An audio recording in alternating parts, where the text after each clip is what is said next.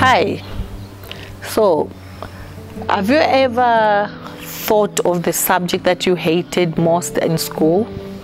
The teacher that you loved the most, the teacher that you hated the most, the subject that you loved the best. Do you know why?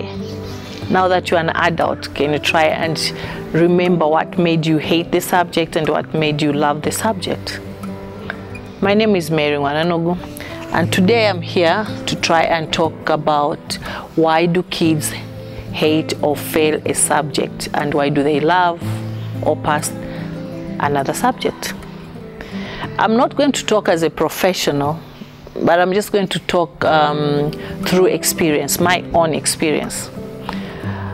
In school, when I was in O levels, I hated maths.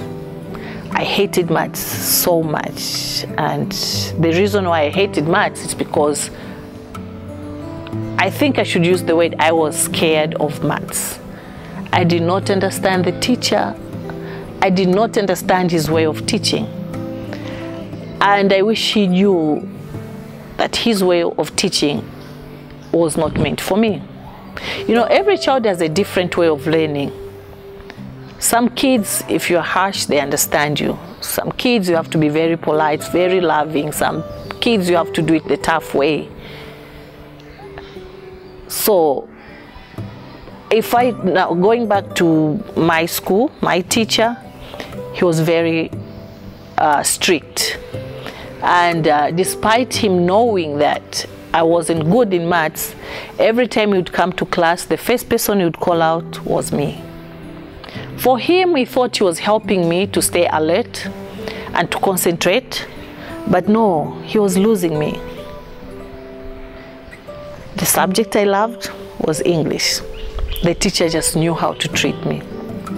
He knew my weaknesses, and he was always there to help me, and he never made me feel foolish or feel like I didn't know what was happening in class. As a result, I loved the subject and did very well in my exams. Chemistry and physics, I did not care. Why? Because the teacher did not care. Whether you've done your work, whether you are in class. And for chemistry, we had a female teacher. She was a very lovely lady, and I think somehow being a kid, I took advantage of that. But then, there's a statement that she used. She told a friend of mine, a very good friend of mine, so she told us together that, I care for you too, but you don't seem to care for yourselves.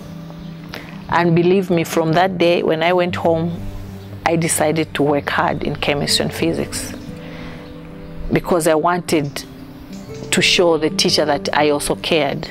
She showed us that she cared, so it was I felt like I owed it to her. I felt like I needed to do something to prove her wrong. So why am I saying this? As parents, we do the same to our kids.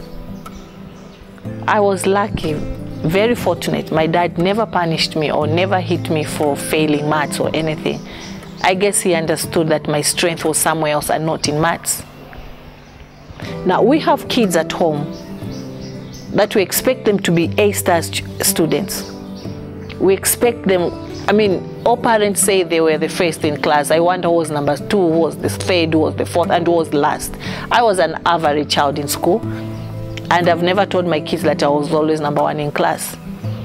So we have kids at home who come home, maybe they've done so well in sciences, but they haven't done well in English. But there you are as a parent, you want your child to have A's in everywhere. What do? We kill the kids' confidence. And the same with teachers. You use the same way of teaching for every child, and you expect them to get everything right. You expect them to be A-stars. You expect them to be good in all the subjects. Yes, I know, I understand. I'm a parent too. But what we should try to see, we should try to check the methods we're using as a teacher in class. Do the kids like you? If they don't, why do you think the kids are scared of you? Some teachers feel when they go to class and the whole class is quiet, then that's a good class. No, something is missing. especially teachers who are teaching lower classes, something must be missing. The kids are scared of you. And if you go back and think of your days at school, did you understand the subject you were taught by the teacher you didn't like? Did you understand the subject you were taught by the teacher you were scared of? I'm sure if you did, then you are very, very lucky. But most of us did not. So once we've understood the child, then let us go with their way of learning. I know it may be a challenge because our classes are very full, but that's why we are teachers. Let us try to find out a better way to make our kids understand. And as a parent, instead of just judging, why did you fail? Let us find out why that child has failed. I've given you 3 examples: my maths teacher, my English teacher, and my chemistry and physics teacher. So what kind of a teacher, now I'm talking to teachers, would you want to be? Would you want to be like my maths teacher and have a Mary in your class who's going to fail all her maths exams? Do you want to be that chemistry and physics teacher that showed me that she cared and I decided to care?